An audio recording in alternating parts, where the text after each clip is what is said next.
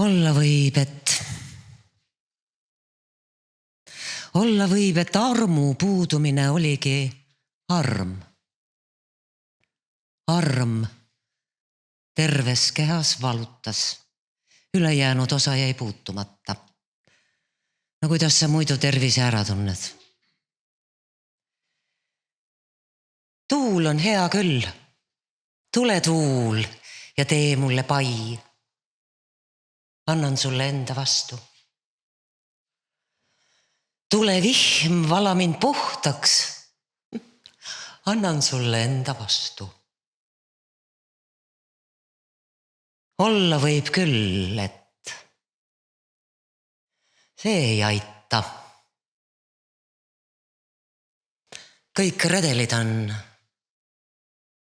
tagurpidi.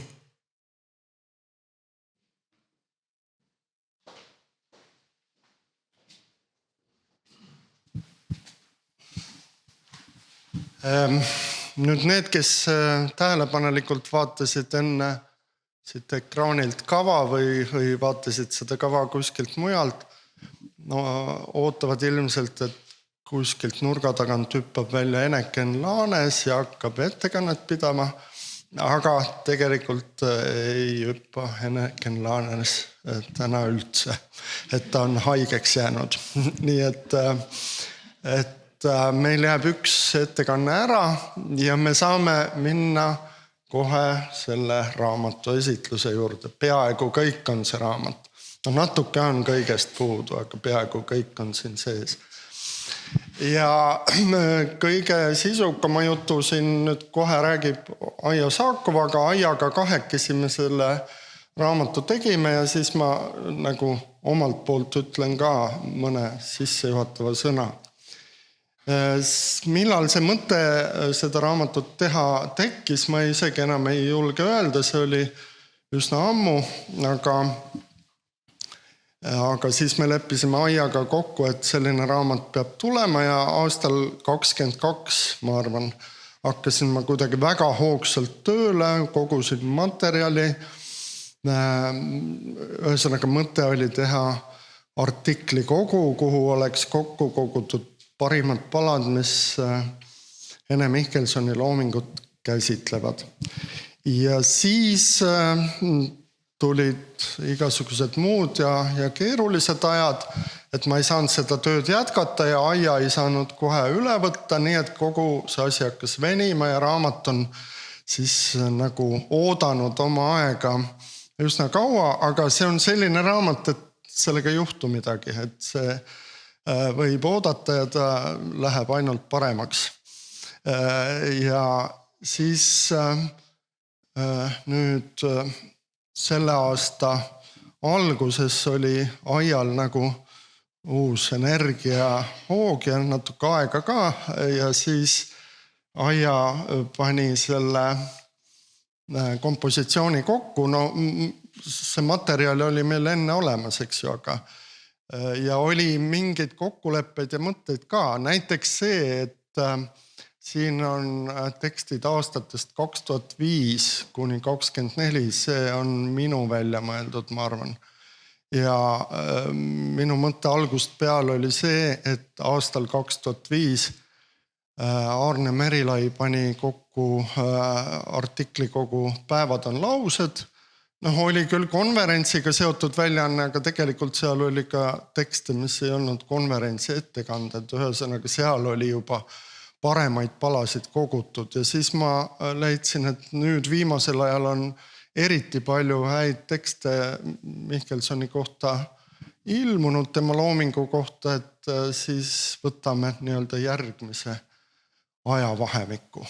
Ja lõppkokkuvõttes ma tahan tänada Aiat meeldiva koostöö eest ja muidugi ka eraldi Tartu Ülikooli kirjastust, kes väga operatiivselt ja kannatlikult ja asjalikult meiega suhtles, nii et see raamat sai igati ilus minu arust Asko Künnapi kujunduses ja sai õigel ajal valmis. Aga nüüd Aija räägib lähemalt, mis ja kuidas.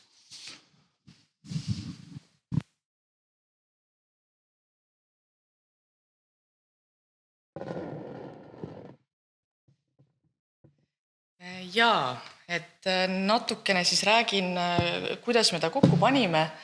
Et võib-olla see on ka kohe alustuseks ikkagi ära öelda, et praegu ei ole siin Aarne Merilaid, et see raamat kuulub ju sarja. See kuulub sarja Studia Literaria Estonica ja kannab selles sarjas numbrit 25. Et ka natukene nagu selline pidulikum number. Aga et Aarne praegu õpetab või on koos tudengitega ühesõnaga, aga muidu oleks tema kindlasti sarja peatoimetajana ka mõned sõnad öelnud. Aga kui me läheme nüüd siit edasi, mina vist pean slaide vajutama, nii. Jaa, no nii siin on see kaanelaotus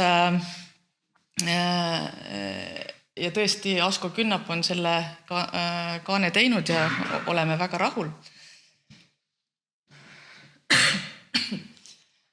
Mart juba nimetas head koostööd kirjastusega ja võib-olla nimetan ka meie keeletoimetaja Katrin Kerni ära, kelleta me muidugi seda raamatut ei oleks saanud ka välja anda kuidagi moodi. Ja autoreid siis vaadake, milline nimekiri. Siin on 26 autorit. 26. Ja tekste on siin kokku 36. Et jah, et Mart tõmbas need ajalised piirid maha, et tegelikult on enne 2005. aastat ju veel tekste, mis ei ole ka Aarne Merilai koostatud Päevad on laused kogumikus ja mis ei ole ka siin kogumikus.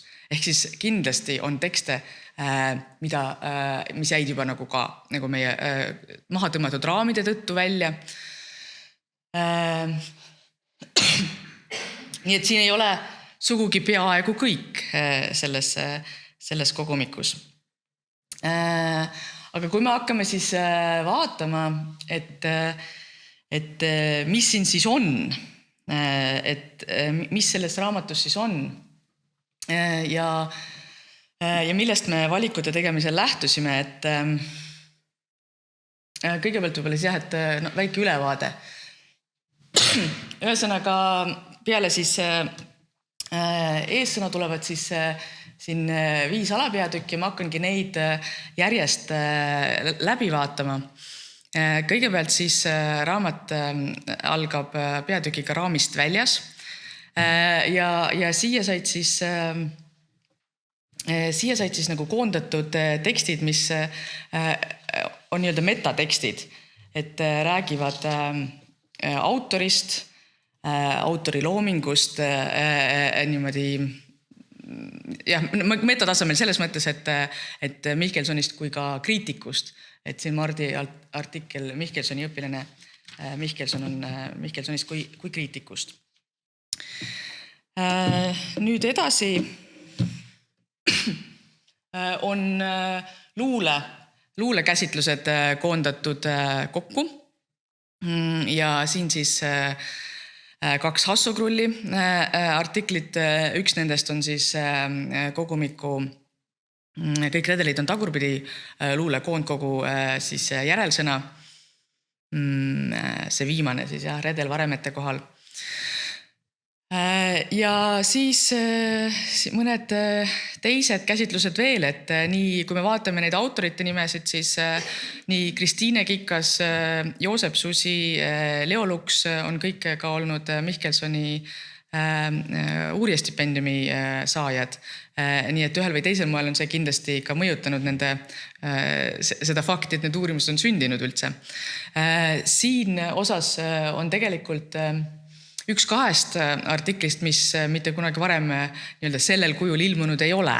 Ehk siis Kristiine Kikase Olekud ja olematused ilmubki esmakordselt siin kogumikus, et see on siin mõned aastad tagasi siin samas Mihkelsoni ettekandepäeval esitatud ettekandena, tegelikult vist 5 aastat tagasi isegi, kui ma nüüd järele mõtlen. Ja on oodanud seda ilmumist, aga tulen selle juurde veel kohe tagasi, aga Kristiine on vahepeal ka doktoritöö kaitsnud, kus siis ka Mihkelson oli ühe autorina kaasas. Ja Evelin Arust on samuti kirjutanud kodumotiivist Mihkelsoni luules. See vist on olnud tõuge tema magistritööst, on ju nii, kui ma õigesti ütlen, jah. Nii et luulest ei ole kirjutanud nii paljud, et varasemalt on kirjutanud Aare Pilv, aga nendel vahepealsetel aastatel tuleb tegelikult Aare tekstid tulevad viimases osas teises kategoorias. Aga jaa, et siin tegelikult ruumi on, nii et saab luulest veel palju kirjutada. Nüüd 3. ja 4. peatükk on tegelikult mõlemad nii-öelda proosast eeskätt lähtuvad tekstid, aga said jaotatud nad siis 2 arhetüübid ja teine siis katsetused proosa teemal. Arhetüüpides, nagu te hakkate vaatama, siis et siin autoritena siis Arne Merilai, Virve Sarapik, Luule Epner. Virve Sarapiku ja Luule Epneri ütleme, et on mingis mõttes nagu teineteise jätk, et Luule Epner jätkab justkui 10 aastat tagasi Virve Sarapiku alustatud arheoloo küsimusi. Anneli Mihkelev võtab piibli temaatika Mihkelsoni loomingus ette. Eeva Reinu artikkel ema-tütre suhetest võrdluses siis Joy Kokava Obassaniga. Minu enda artikkel, mis siis läheb nii-öelda tunnistuse radadel, räägib ahasveeruse kujust. Eneken Laanese Balti põimingu artikkel ja Toomas Haugi katku, haua ja paigallennu kujundite metafooride käsitlus. Kõik varasemalt ilmunud käsitlused ja oleme jätnud ka nähtavale tegelikult need aastaarvud, et vahel on nagu hea nagu orienteeruda, kui näed, millal need kuidas need ajas paigutuvad. Ja katsetused proosa teemal on saanud siis nii-öelda pealkiri on tulnud või saanud mõjutuse või inspiratsiooni Maire Jaanuse käsitlusest, kus ta võrdleb siis Mihkelsoni ja Seebaldi tekste. Aga siin siis jah, Eneken Laanese mäletamise lühis, minu enda teine artikkel moraalsest tunnistamisest. Ja ka Indrek Ojami ja Hendrik Sova artiklid, et Indreku jutustuse lagunemise ja stseenilise poeetika artikkel on tegelikult osa ka tema nüüdseks juba kaitstud doktoritööst. Ja Hendrik Sova artiklile Hasso Krull ka oma ettekandes näiteks viites. Nii Indrek kui ka Hendrik on mõlemad olnud samuti uurijastipendiumi saajad, nii et loodan, et moel või teisel oli ka see nii-öelda tõukejuks või abiks selle artikli või nende artiklite sündimisel. See peatükk algab Tiina Kirsi artikliga Vahepealsuse ajalood, mida ma julgen öelda, et samuti ei ole keegi sellisel kujul varem lugenud, peale meie toimetajate. Just seetõttu, et see on ainus, mille me oleme selle raamatu tarbeks tõlkinud. See on artikkel, mis on ilmunud 2006. aastal inglise keeles ühes kogumikus, mis võib-olla ka nii laialt siin Eestis levinud ei olnud. Või vähemalt mina, kes ma olen ka Mihkelsoni uurimisega tegelenud, pean tunnistama, et mina ei olnud seda artiklit enne oma doktoritöö käigus lugenud näiteks. Et tundus, et kuna nimevaev romaanina ka ei ole liiga palju selliseid uurijakäsitlusi saanud, siis oli see otsus just see siia juurde tuua. Maire Jaanuse artikkel on ka tõlgitud inglise keelest, aga see on juba varem ka eesti keeles ilmunud, et see on Vikerkaares juba varem ilmunud.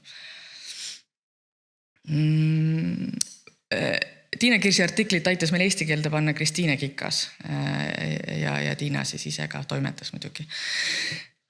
Maire Jaanuse artikli on varasemalt juba tõlkinud Märt välja taga. Ja hääled, 5. peatükk.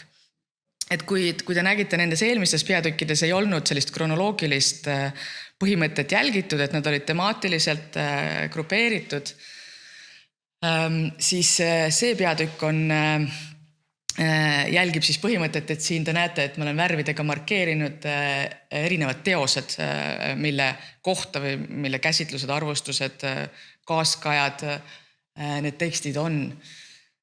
Esimesed 6 on siis Katku haua kohta. Märt Väljataga, Jaanika Kronberg, Aarne Merilai, Jaan Ross, Jaan Kaus ja Tiina Kirss. Et mina pean ütlema küll, et mul ei ole praegu siin seda arvu, et need ei ole minu meelest kõik Katku haua käsitlused, mis olid ilmunud, et siin võis veel midagi olla. Praegu täpse numbri on võlgu, aga Torni kohta te näete siin 4 käsitlust, mis selle kogumiku kaante vahele jõudsid. Aarne Merilai, Maarja Kangro, Aare Pilv ja Evelin Arust. Ja mina olin küll omamoodi isegi, ma peaksin ütlema positiivselt pahviks löödud, kui me sain aru, et Torni kohta ilmus 9 arvustust oma 100, et minu meelest see on, et ma ei teadnud, et meil nii palju väljaandeidki on, et kus neid kõiki avaldada. Aga tuli välja, et on. Jaa. Aga siis, mis need siin veel viimased 3, siis on 2014 ilmus CD, kus Ene Mihkelson loeb oma luulet Issand, mis selle pealkiri on? Olematuse olemised. Või võib-olla ma eksin, siis ma muidugi saan seda siit kuskilt järele. Ei hakka otsima praegu. Ühesõnaga, see on see CD, mille kohta siis Aare Pilv on kirjutanud. 2017 minu enda käsitlus on siis arvustus koondkogumikule Kõik redelid on tagurpidi. Kui see raamat ise ilmus nii, et Ene seda ka nägi ja käes hoidis, siis see käsitlus juba ilmus aasta lõpus. Kui Ene oli juba lahkunud. Ja Indrek Ojami käsitlus, saate juba nimegi järgi aru, on siis raamatust Vaba inimese tunne. Aga mida siis selles kogumikus ei ole, kui ma ütlesin, et siin on peaaegu kõik? Et siin ei ole, sest me saime aru, et me väga tahtsime kaasata raamatuid ka, mis vahepeal on ilmunud, sest siin on, te näete 4 nime, et doktoritööd, aga tegelikult on kaitsnud selle aja jooksul 5 inimest doktoritööd, kus siis Ene Mihkelsoni looming on sees või käsitletud. Indrek Ojamit nimetasin, tema artikkel sai siia sisse, kuna tal oli artiklipõhine väitekiri, aga siin te näete Eneken Laanes, Jaak Tomberg, mina ise ja Kristiine Kikas on siin üks täht puudu, on ka sel vahepealsetel aastatel oma doktoritööd kaitsnud ja kõik on ka ühe autorina Mihkelsoni loomingut käsitlenud. Kristiine Kikas siis luulet, teised proosat. Ja kui teised meist, ehk siis nii mina kui Eneken oleme ka artikleid avaldanud ja need on siin kogumiku kaante vahel, siis mul on selles mõttes hästi kahju, et Jaak Tombergilt ei ole, tema nime ei ole siin autorite hulgas, sest Tombergi see töö, kirjanduse lepitav otstarve on ikkagi üks väga oluline Mihkelsoni käsitlusi. Nii et kindlasti temale viiteid leiate ja ilma Tombergita Mihkelsoni käsitluses ka ei saa kuidagi. Seda on oluline teada. Ja jah, siin viimasena olen ka markeerinud, et ei ole siin ka võib-olla selliseid mitte eesti keeles ilmunud käsitlusi, et nii Tiina Kirss, Eeva Rein, Sirje Olesk, Aarne Merilai, Jaanika Kronberg kui Mart Väljataga, kõigil on ka ingliskeelseid käsitlusi, neid me ei ole siia tõlkinud. Ja võib-olla sellise ka markeerimisena on üks oluline käsitlus Tiina Kirsilt ja Rutt Indrikuselt, mis on ühe raamatu kaante vahel ilmunud ja seda siia ka ei ole sisse võetud.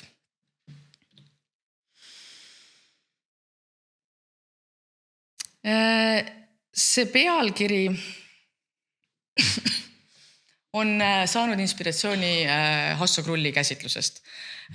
Ja me siin selle esitluse lõpuks palume Hassol ka võib-olla need 2 lõiku oma sellest käsitlusest ette lugeda. Aga ma siin võib-olla lihtsalt markeerin tõesti, et ta viitab ühelt poolt tõesti siis sellele nii-öelda mahule, sellele, et ta püüab hõlmata selles ajavahemikus võimalikult paljud sellest, mis on Mihkelsoni loomingu kohta kirjutatud, aga teiselt poolt ta tõesti siis viitab ka Mihkelsoni enda loominguline ja selle eripäradele ja sellest siis ka kuulete. Aga mulle tundub, et see on selle esitluse lõpp. Ma vabandan, ma natuke köhin. Nüüd on mõte selline, et ma nagu ütlesin, paarile inimesele veel annaks sõna, aga eeskätt siis just ka selles mõttes, et lugeda mõned katked ette ja ma olen palunud Aigi Rahi Tammel kõigepealt ühe väikese tüki oma käsitlusest teile lugeda, nii et Aigi tuleb siia ette.